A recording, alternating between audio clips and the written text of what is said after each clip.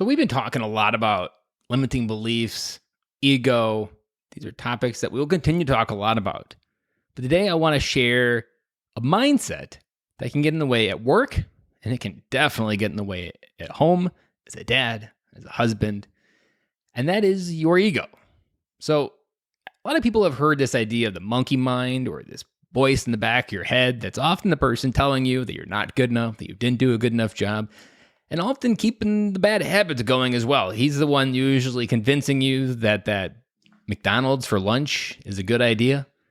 But this voice inside your head isn't the real one that you should be listening to control your life, because his life is dictated based on keeping the thermostat the exact same temperature. What do I mean by that? So the person that you hear in the back of your head, its number one goal is to prevent the thermostat from being turned up. Now, what happens when it's turned up? When it's turned up, the heat gets on.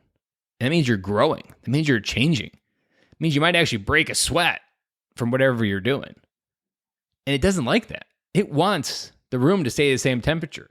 Now, in its world, your voice's world, it knows that life has been this way and I really like it.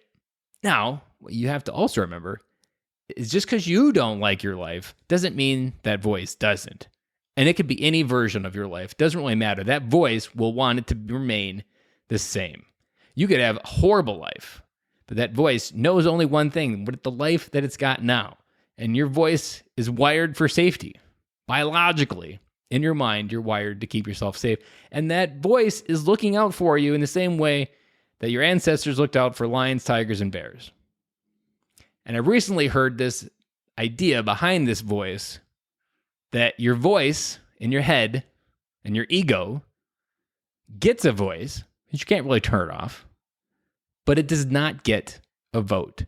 It does not get to dictate what choices I do or don't do to improve my life, the quality of my connection with my wife, my kids, my career, my friends. It doesn't get a vote to change that. Now, it's always going to be there. And a good indicator when you do listen to it but don't give it a vote, know that the more your voice is scared, the more something's amazing is on the other side. Because again, your voice is going to be there, but don't give it a vote. And I'll be back again with you tomorrow.